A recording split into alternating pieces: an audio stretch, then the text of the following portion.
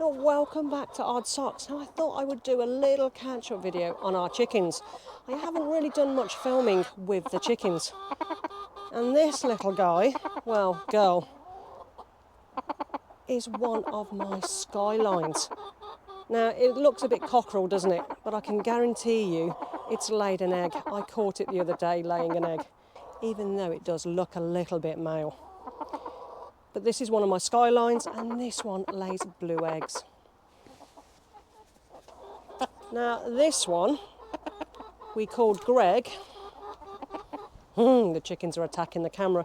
Now, this one's called Greg because this is the one that had the wry neck. And as you can see, it's pretty much gone.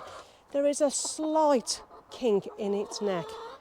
But in general, it's doing really well. And it's one of the most friendliest chickens we've got and doesn't necessarily mind being picked up.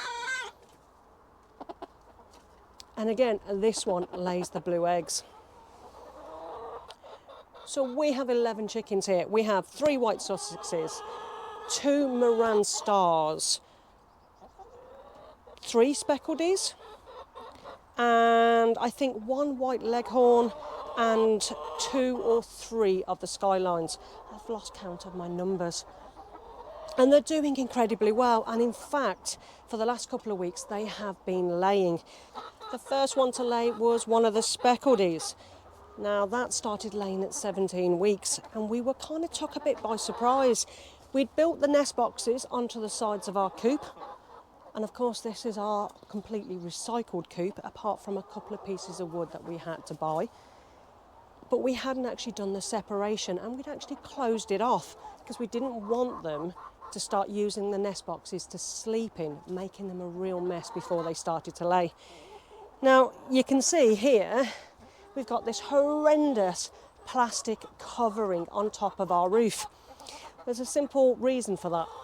It's because when we introduced our chickens, the first thing they wanted to do was to roost up somewhere high. And they used to jump onto the nest boxes and onto the roof, and it was a giant pain to try and get them into their coop at night. In fact, it took me about 3 to 4 weeks to get them into their coop. And the only way we could do it was by blocking off this roof access, because obviously it's higher than what's inside the coop. Eventually this will come down and hopefully they stay in their coop, because what we were finding, they were going to the very back and they were sticking their tail feathers out of the chicken wire. Now, this is fox proof, pretty much fingers crossed fox proof. Nothing is ever 100%. Thank you. We have got heavy gauge wire mesh all the way throughout, and we used our old trampoline parts to actually make a roof. It's all secured around the edges, and we've got some heavy gauge dog crate wire that's actually around the hole outside, so the foxes actually can't dig. But that is only as good if the chicken hasn't got its backside feathers sticking out through the mesh where the fox could easily grab those tail feathers. So to save any issues in the future, we put this horrendous makeshift thing up just to keep them off the roof. And it actually worked. It worked really well. But unfortunately, we haven't took it down yet because I don't fully trust these chickens. If you've ever had chickens before, they are incredibly naughty. And anything that they can get themselves into trouble with, they definitely will. Now, this is one of our white Sussexes. Now, I love these, but they don't necessarily love me. And they're not as friendly as some of the other chickens. In fact, this one loves to boss me around. But it really is pretty.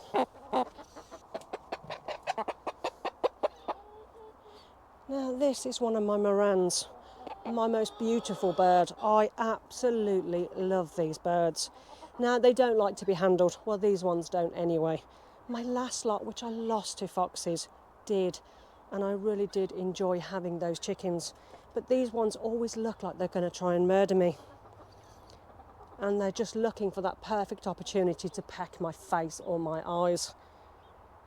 But a little bit of time with them each day will get them used to being handled, because you need to be able to handle them to make sure you can check for any signs of illnesses,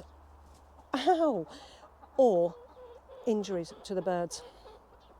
Now again, if you've ever kept chickens, trying to keep the chicken poop off anything is really hard. Now this was scraped and washed just a couple of days ago, and it already needs doing again. Let's have a look in the nest box. There we go. So we have a mixture of different eggs there. We've got a blue egg, a white egg, a darker brown and a lighter brown. Now the blue egg are from the Skylines. Now you probably can't see it as that blue, but it really is taking on a really beautiful colour at the moment. Now they're all still quite small. Now this nest box they don't use as much, even though we have separated it. But there is one little egg there too. The great thing about this chicken coop is I can fully open it to clean it. And it is as easy as putting either a wheelbarrow in front of it and scraping everything in, or using an old bag that I've got, an old gardener's bag that I use to fill, scraping it straight into the bag and putting it on my compost heap. It really has been the most easiest coop I've ever had to clean. We've also got a side door at the back where I can access in the back corner and be able to get through the whole area just in case there's any issues. And of course, they've got plenty of space underneath the coop, giving them even more space to actually roam in their run. Now, they're all quite healthy. There's no issues. I've had no issues so far. All their eggs have been quite healthy too. And as you can hear, I'm getting told off regularly because I'm in their space and they don't like it. Hello, girls. But this coop we made out of mainly recycled materials, old shed bits, old pieces of wood that we actually kept from previous buildings on the allotment. We made the run out of trampoline parts. We did buy the mesh in, but we had some spare bits of old dog crates that we were finding, people getting rid of them, no longer needing. We took them apart, added those to the sides, other pieces of wood to make it as secure as what we possibly could. Now, eventually we are actually going to make this whole area a little bit bigger for them.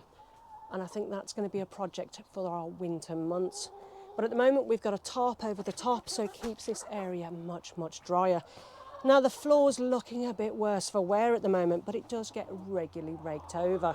And it wasn't that long ago we came down here and the amount of feathers on the floor, I actually thought the fox had got in and killed some of my chickens. But they were all going through a molt just before they started to lay. Now there's no major violence within the chickens. They've all agreed to a pecking order. They all know their place.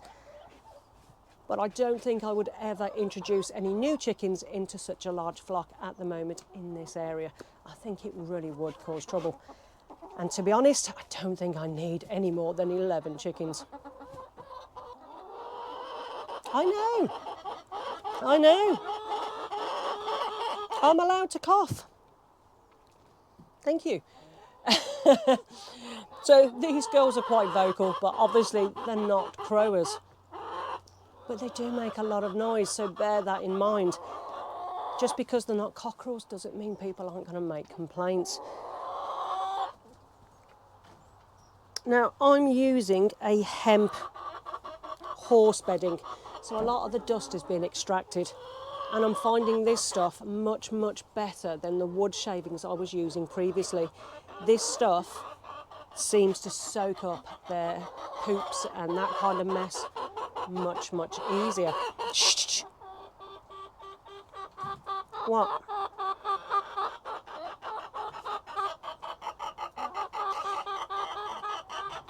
And I find it much cheaper too. Now, as you can hear, this is mainly the Sussexes. And I think the white leghorn, who are very vocal.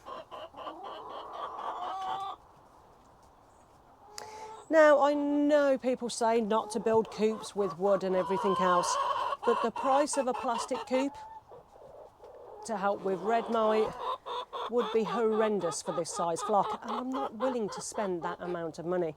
I've been keeping up by regular cleaning, disinfecting, mite treatments inside the coop, making sure I get into all the cracks and the crevices, and hopefully we won't have any issues. But I think if we do, we'll have to go to the vet and get some different treatments for any red mite. But so far, so good. And we do check on a regular basis for red mite within the cracks and the crevices. Come on in. See, she likes to be close, but doesn't want to be touched. And I think that's kind of like me in real life. But all she does is tell me off.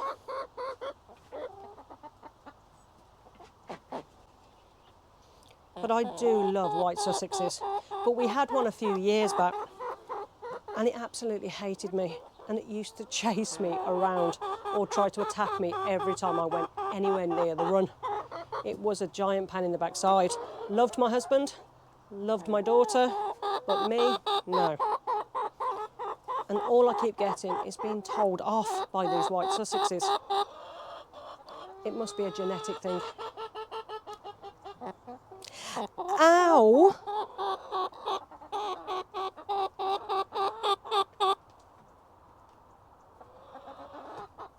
Now they always look at me like they're trying to kill me. Like they're trying to find a way of getting to my face. But in seriousness, they bring me a lot of joy. But we are using them as food, basically for their eggs. H. Am I going to be able to get you off now?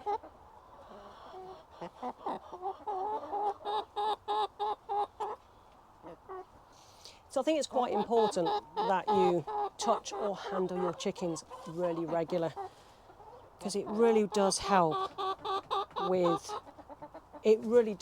if there's any issues in the future with any of your flock. If you're having to physically chase them around, stressing them out on a regular basis just to get to the one to check them out, it makes it so much harder. So it won't be long before I'm going to have to give this one a little bit of a clean out, but I'm finding this hemp much easier and lasts a lot longer to actually clean out. It's not compacting, it's actually soaking up those feces. And because I can take that back door off, I can actually get into the side as well and sweep the whole area that goes underneath their roost bars into an actual bag.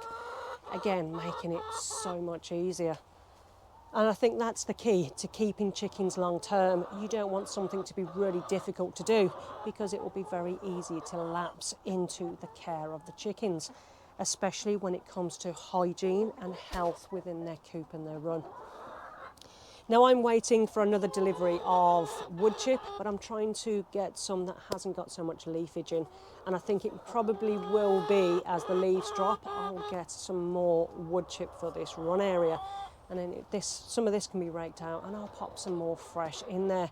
And obviously anything that comes out of this coop goes into our compost bays and then feeds the garden for next year.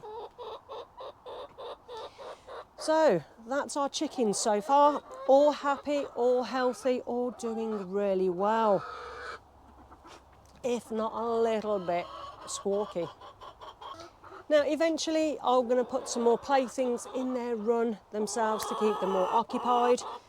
But to be honest, I'm just worried that they're not going to go into their coop. Now, sometimes they don't like to go into the coop because there may be red mite in there, but I know there's no red mite in here. And when they first built it and everything else, there was no red mite in there. They just like to be higher up because it's away from natural predators. Now, I don't know how much of this video you're going to be able to hear because of the chickens telling me off as usual. Ow! I keep pecking my feet.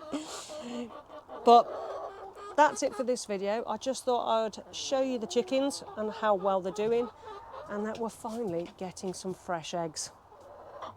So from me and the chickens at Odd Socks HQ, we shall all see you in the next video.